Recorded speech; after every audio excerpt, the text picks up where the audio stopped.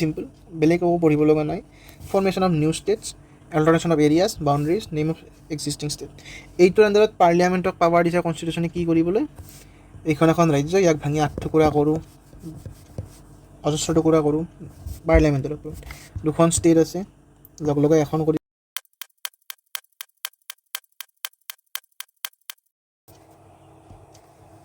Hello everyone, welcome back to polity class 4. আজি আমি এই ক্লাছত আৰু পঢ়িম preamble বাকি থকা অংকখিনি অৰ্থাৎ objectives of preamble of the constitution of India আৰু article 1 to 4. article 1 to 4 হৈছে constitution of part 1 or so এতিয়া আমি preamble পঢ়িছিলো ঠিক আছে preamble আমি কি পঢ়িছিলো প্ৰথম আছিল we the people of India having solemnly resolved to constitute India into a sovereign বহুত পুৰণা তো দিল ন কথা নাই বাৰু sovereign secular socialist democratic republic এই দুটা 42nd amendmentত এড কৰা হৈছিল কথা মনত ৰাখিব বাট কি আছিল justice liberty equality and fraternity so আমি এতিয়া বৰ্তমান পঢ়িবলৈ আছিল আমাৰ এই কেইটা option justice liberty equality and fraternity বাকি এইখিনি মনত ৰাখিব আমাৰ কনষ্টিটিউশ্যনখন ইনেক্ট হৈছিল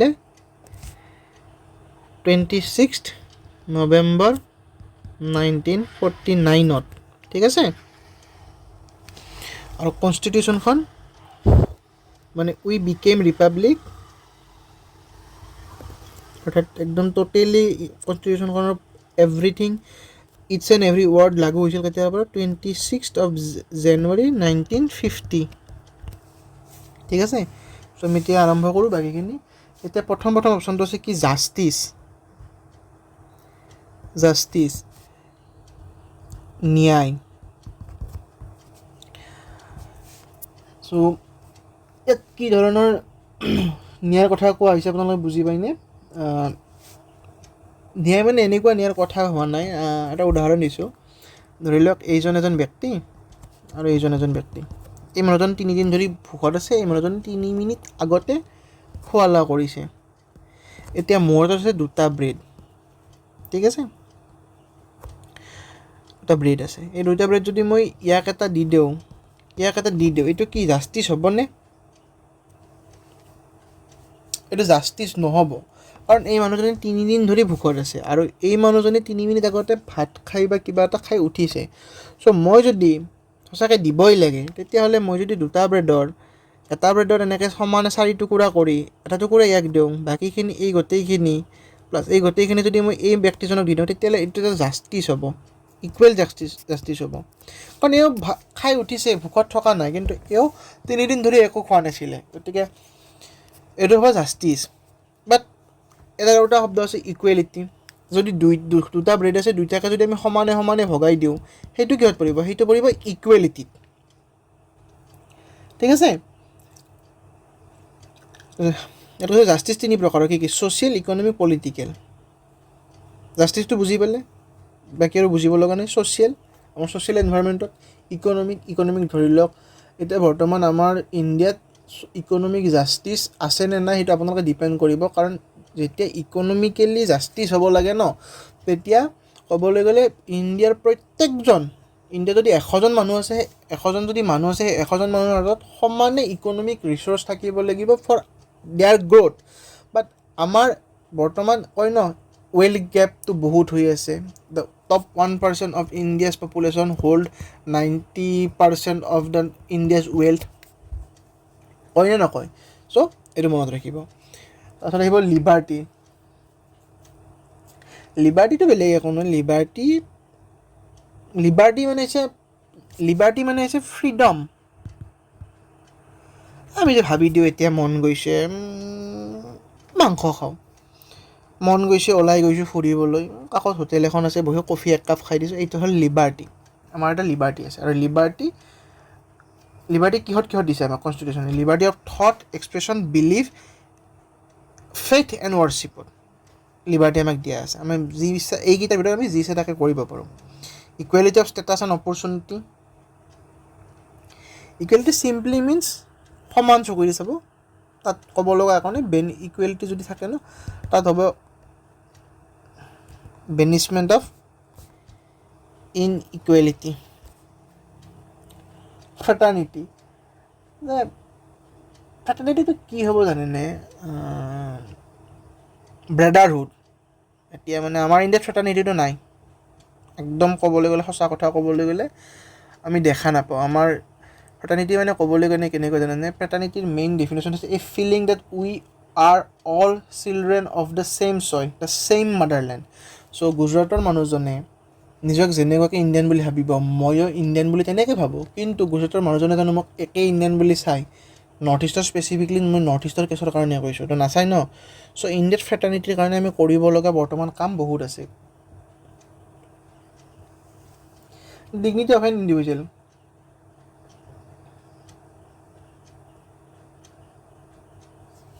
ফ্ৰেটাৰ্নিটি তেতিয়ালৈকে নাহিব যেতিয়ালৈকে each and every one of the society does not feel the dignity.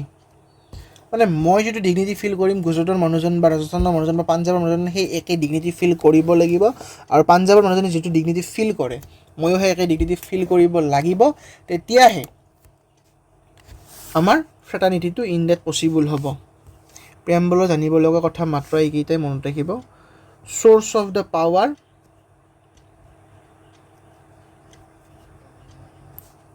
We the people of India, characteristic of Indian constitution by Indian polity, sovereign, secular, socialist, democratic republic. The objective, justice, social, economic, political, liberty of thought, expression, belief and faith and worship, equality of status and opportunity to promote among them all, and fraternity, assuring the dignity of individual and the unity of the nation, and the date of enactment. Okay? এইখিনি হ'ল প্ৰিএম্বলত মনত ৰাখিব লগা কথা, তাত বাহিৰে বেলেগ একো নাই। নেক্সট আহিব আমাৰ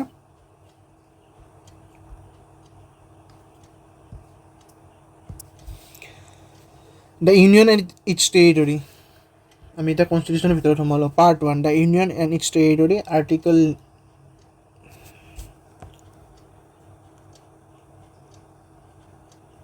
ইয়াৰ আগতে মই আপোনালোকক এটা কুৱেশ্যনৰ উত্তৰ দি থ'ব লাগিব, ঠিক আছে?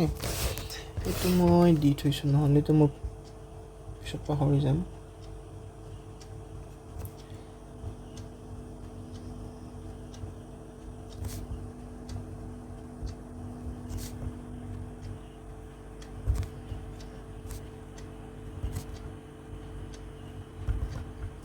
Is preamble part of the Indian constitution?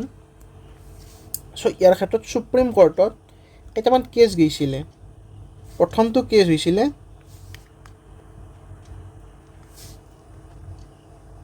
বেৰুবাৰী union case. এইটোত সুপ্ৰিম কোৰ্টে কৈছিলে পাৰ্ট নহয়। দেন আহিছিল Keshavananda Bharati versus state of Kerala. এইটোত কৈছিলে yes, the preamble is the part of the Indian constitution.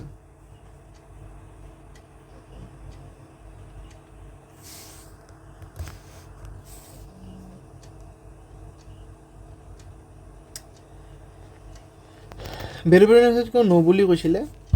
Question এটা মনত আছিলে তেতিয়া আমাৰ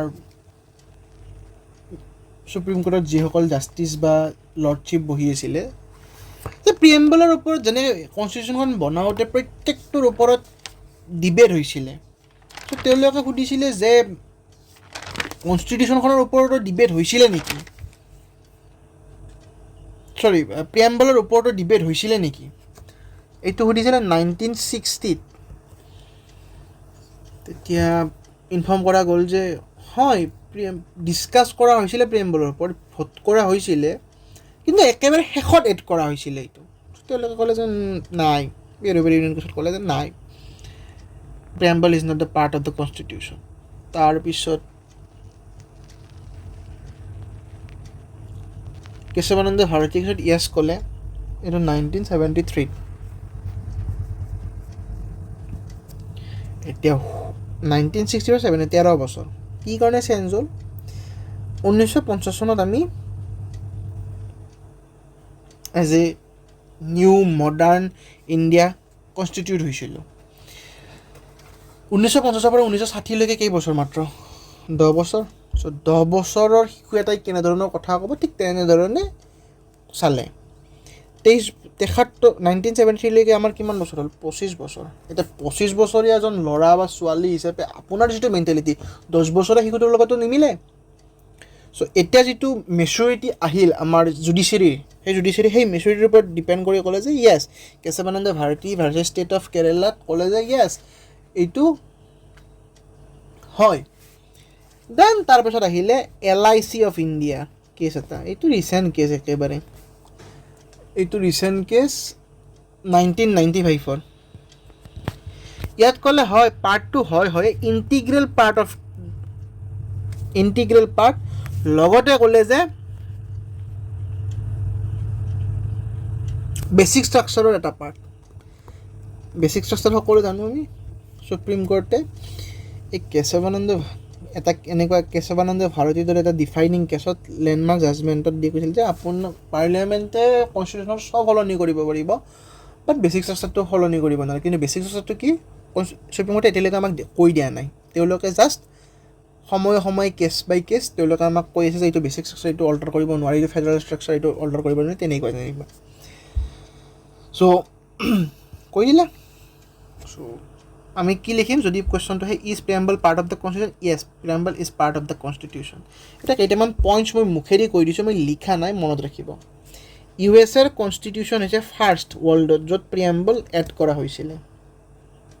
ঠিক আছে, preamble is a part of the basic structure of Indian constitution, just ক'লোঁ। 3 নম্বৰত এটা লিগেল লেংগুৱেজ আমাৰ কাৰণেতো ইম্পচিবল বুজি পোৱাটো, লেটিনত থাকে কিবাহঁত। কিন্তু যিসকলে সদায় লিগেল ছিষ্টেমৰ লগত জড়িত তেওঁলোকৰ কাৰণে কেতিয়াবা তেওঁলোকৰ অসুবিধাৰ সন্মুখীন হয় এই বস্তুটোৰ কাৰণে। চ' তেতিয়া এই যিটো এম্বিগুইটি আহি যায় ন, এই এম্বিগুইটিটো নোহোৱা কৰে কোনে? আমাৰ প্ৰিএম্বলে কৈ দিয়ে। প্ৰিএম্বলক প্ৰশ্ন সোধক, প্ৰিএম্বলে কি কয়? কেৰেক্টাৰিষ্টিক ইণ্ডিয়ান ষ্টেটৰ কেনেকুৱা হ'ব লাগিব সেইটো কয়। জাষ্টিছ, লিবাৰ্টি, ইকুৱেলিটি, ফ্ৰেটাৰ্নিটি থাকিব লাগিব, এইকেইটাৰ ওপৰত বেছ কৰি পাই যায়। আপোনাৰ ফাণ্ডামেণ্টেল ৰাইট ভায়লেট হৈছে আপুনি কোৰ্টত যে কেছ কৰিব পাৰে। কিন্তু আপুনি যদি ভাবে যে প্ৰিএম্বলত থকা কোনোবা এটা বস্তু ভায়লেট কৰা হৈছে বাই দ্য ষ্টেট অৰ এনি হাউ, তেতিয়া আপুনি কোৰ্টত যে ক'ব নোৱাৰে যে প্ৰিএম্বলত থকা এই বস্তুটো মোৰ ওপৰত ভায়লেট কৰা হৈছিলে। কাৰণ প্ৰিএম্বল বাই ইটছেল্ফ মানে প্ৰিএম্বলখনে কয় by itself is not enforceable in any court of ল।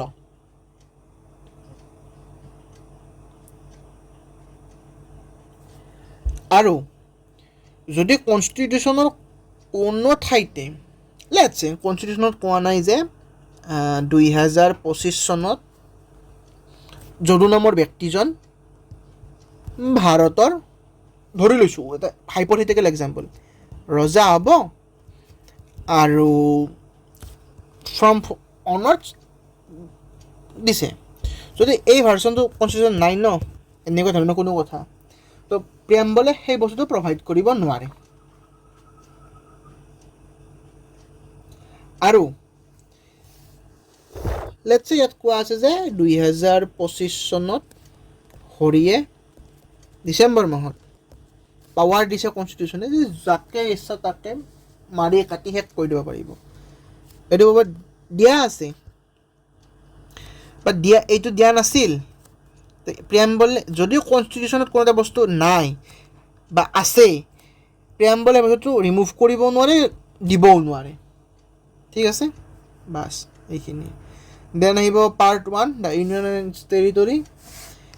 Article 1 is the simple name and territory of India. Name.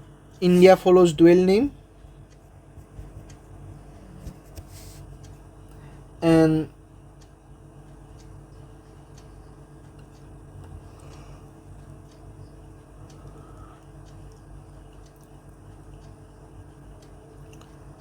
ইয়াত এটা কথা মন কৰিব, আমি প্ৰথম পঢ়োঁতে কৈছিলোঁ কি ইণ্ডিয়া ইজ এ কোৱাজাই ফেডাৰেল, বাট ইয়াত কি বুলি ক'লে union of states, territory of the union, মানে কি আমি ফেডাৰেল নহয় নেকি, ফেডাৰেশ্যন অফ ষ্টেটছ বুলি, ফেডাৰেশ্যন অফ টেৰিটৰী বুলি নক'লে।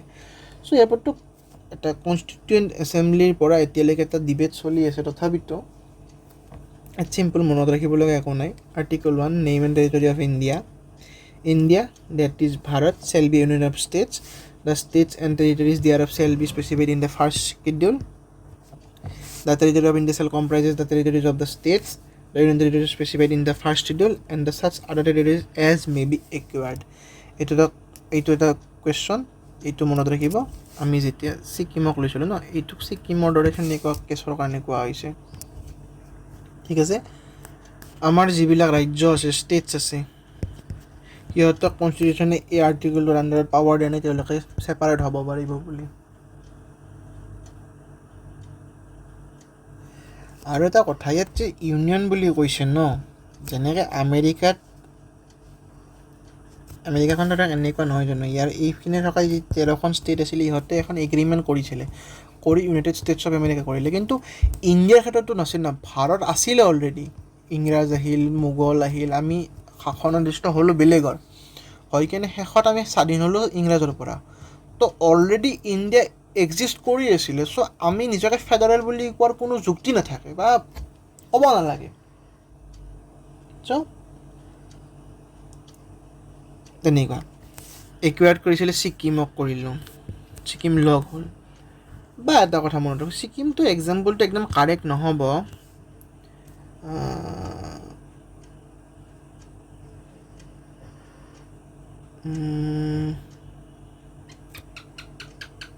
পণ্ডিচেৰীক 1954 আমি ফ্ৰেঞ্চ গভৰ্ণমেণ্টৰ পৰা একুৱাৰ্ড কৰিছিলোঁ, আমি কিনি লৈছিলোঁ বা কিবা এটা কৰিছিল, একুৱায়াৰ কৰিছিল বাৰু। তেতিয়াৰ পৰা টিল 1962লৈকে এজ এ একুৱাৰ্ড টেৰিটৰী আমি পণ্ডিচেৰীক চোৱা চিতা কৰি আছিলোঁ।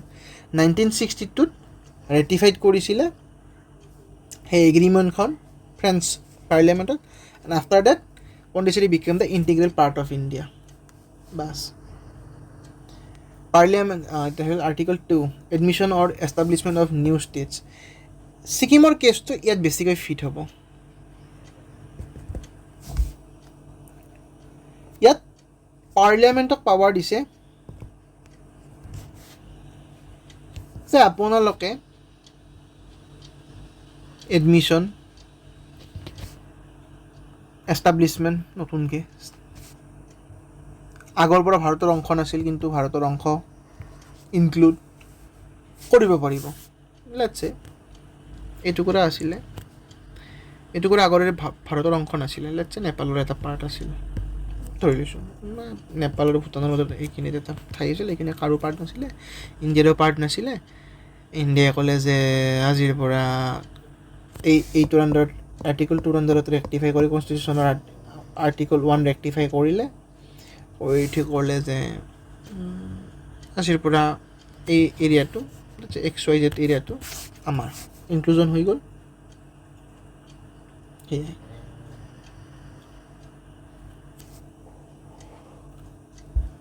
এডমিশ্যন, এষ্টাব্লিছমেণ্ট ৰিচেণ্টলি তেলেংগানা বনোৱা হৈছিল অন্ধ্ৰপ্ৰদেশৰ পৰা বাইফাৰ্কেট কৰি। তেলেংগানা সেই সময়ৰ আগলৈকে তেলেংগানা নামৰ কোনোবা এটা এণ্টিটি এক্সিষ্ট কৰি আছিলে নেকি, নাছিলে। চ' আমি লগালগ ল পাছ কৰি বা পাৰ্লিয়ামেণ্টত ভোট কৰি কি কৰিলে, এটা নতুন এণ্টিটি এখন ৰাজ্য প্ৰতিষ্ঠা কৰি দিলোঁ, যাৰ নাম হ'ল তেলেংগানা। ঠিক আছে,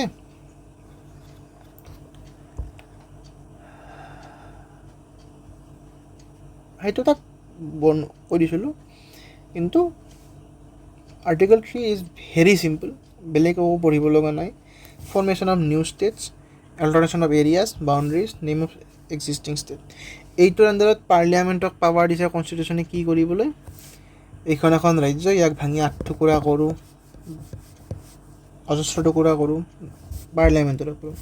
2খন ষ্টেট আছে, লগে এখন কৰি দিওঁ পাৰ্লিয়ামেণ্টৰ। আমাৰ ষ্টেটখনক আছে অসম বুলি কওঁ, মন গৈছে চেণ্ট্ৰেলৰ যে নাই আমি কালিৰ পৰা ব্ৰহ্মপুত্ৰ বুলি ক'ম, okay, parliament can do that. এইটো অসমৰ সীমা আজি, কাইলৈ ক'লে বোলে নহয় এইখিনি অসমৰ সীমা, বা পৰহিলৈ ক'লে নহয় অসমখন অকলে এইখিনিহে। চ' আমি মানিবলৈ কি হ'ম, বাধ্য হ'ম, কাৰণ কিয়, ইয়াৰ কাৰণে তাত চেণ্ট্ৰেলৰ হাতত পাৱাৰ আছে। সেয়ে কৈছে parliament may by law form a new state by separation of territory from any state or by uniting 2 or more states parts of states or by uniting any territory to the part of any states। ইয়াত আৰু বুজি পাব লগা একো নাই।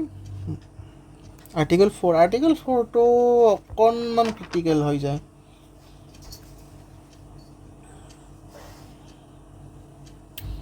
Article 4 কয় যে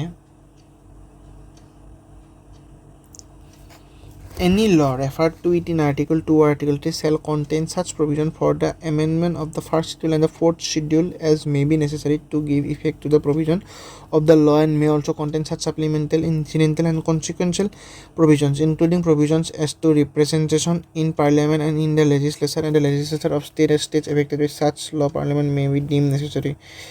এইটো ক'বলৈ অলপমান প্ৰব্লেম হয় ন, চিম্পল একো নাই। আৰ্টিকল 4 কয় যে আৰ্টিকল 3 আৰু 2 অনুচ্ছেদ 2 আৰ্টিকল এটা কাৰ্যকৰী কৰিবলৈ পাৰ্লিয়ামেণ্টে সংবিধানখন সংশোধন কৰাৰ কোনো প্ৰয়োজন নাই। সেইখন এখন চিম্পল অৰ্ডিনেৰী বিল এখন পাছ কৰিব, চিম্পল মেজৰিটি বাছ। কি কৈছে 2+3 কৰিবলৈ কনষ্টিটিউশ্যন এমেণ্ডমেণ্ট এক্টৰ কোনো প্ৰয়োজন নাই। Simple bill passed by simple majority is sufficient to do Article 2 and 3।